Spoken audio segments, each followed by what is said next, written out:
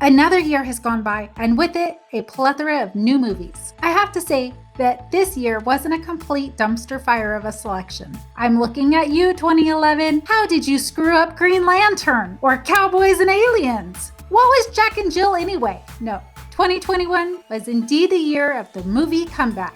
After a year of canceled movies, people returned to the theaters. We had some huge wins like Spiderman No Way Home and Free Guy, and some huge losses like Reminiscence and Eternals. But today, I'm going to go through some of my opinions about the movies of this year. I may be a giant cat with undetermined supernatural powers, but I still get out to see movies. Sometimes I watch them from the inside too. Even though I have those two weirdos reviewing movies on tape, I can't let this year of movies go by without giving my own opinions. Maybe some movies came out before Godzilla vs Kong, but it was the first real big movie to come out this year. It wasn't the best movie, but who knew it would take Godzilla and King Kong to get people to go back to the movies again? It's like 1950 all over again. This was also the year that Vin Diesel used a rope to swing his car over the ocean to a neighboring island like Tarzan, while his gang went into space to drive over an evil satellite.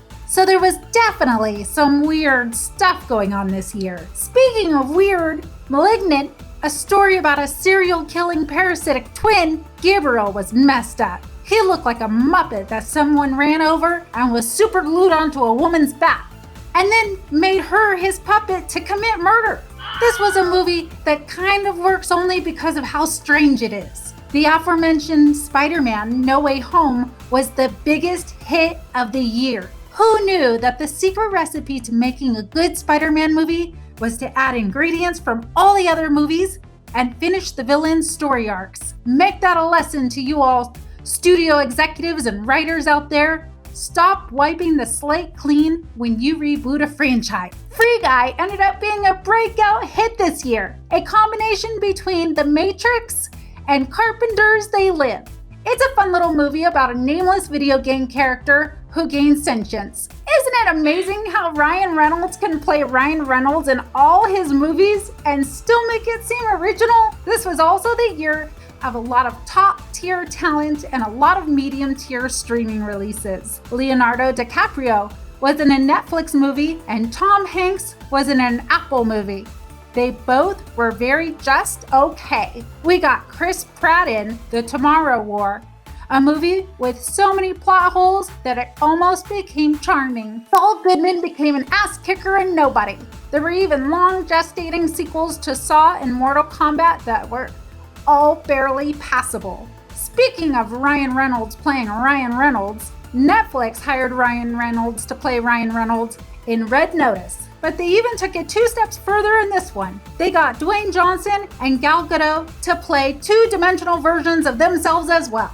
Netflix did have a lot of bizarre movies this year. They decided to do what the Lifetime channel does with melodramas, with simple movies where Jake Gyllenhaal yells at a screen for an hour and a half, and others like where Sandra Bullock gets out of prison and goes on a bizarre search for her long-lost sister. Other types of movies that Netflix produced for us were of female assassins pissing off their bosses and getting into weird sci-fi fight finales. This was also a year of redemption in movies. Ghostbusters Afterlife turned up the kid action but turned off the bizarre slapstick of Ghostbusters 2016 and did a very passable attempt at a Ghostbusters 3. Yes, very passable. You get a pass on this one. I expect more from the next one. Speaking of movie redemptions, DC movies got another shot at 2 of their previous fails. The Suicide Squad, which was a very well put together, not a sequel, but totally a sequel, where Margot Robbie shines as Harley Quinn with a more lovable team of misfits who die. They also resurrected the Snyder Cut of Justice League.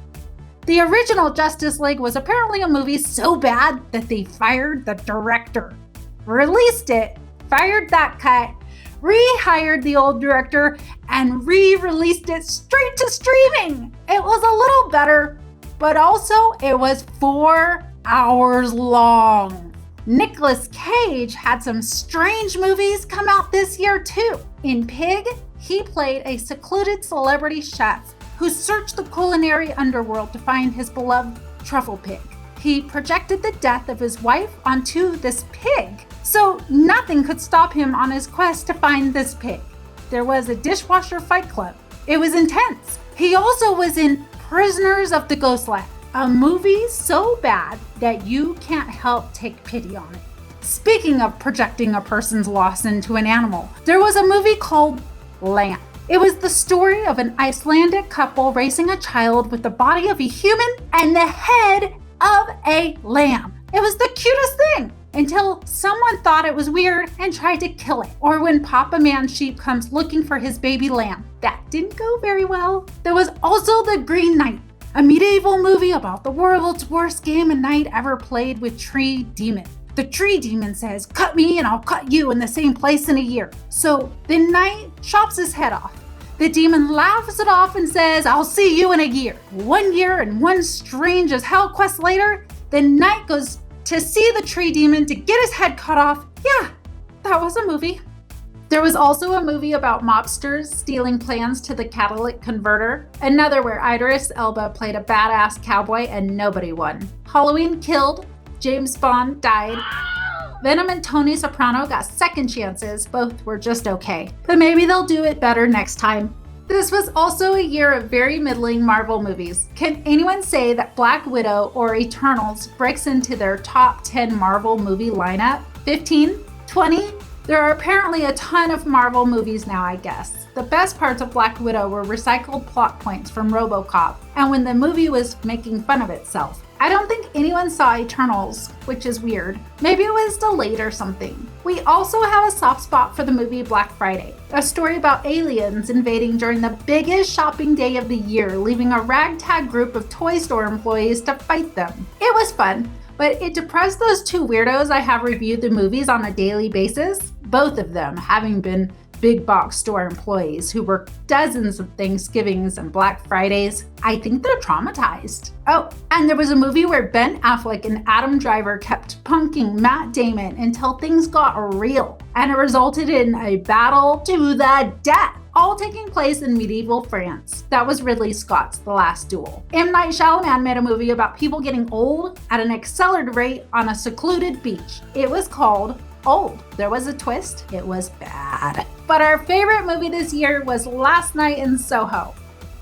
A story about a psychic fashion student who develops an obsession with a 60s era lounge singer and relives her tragic life in the present. A movie about how people treat others affects the past and the present. A movie with a compelling story and great performances that elevates director Edgar Wright to a master status. Take notes, M. Night. This is how you twist a movie. Did anyone watch Reminiscence? It was probably the worst movie of the year. Very boring and very weird. If you want to see a movie where Hugh Jackman becomes a dreams detective and fights people in watered down sets, this is your cup of tea. Stay off the baka. Also, The Matrix Resurrections. A story about rehashing The Matrix. Literally, it's very meta. But the biggest theme here is the romance between the two main characters that has been evolving for the past 3 movies. It wasn't that bad. Check it out. It was also a good year for cats in movies too. I'm pretty sure Kate was a cat.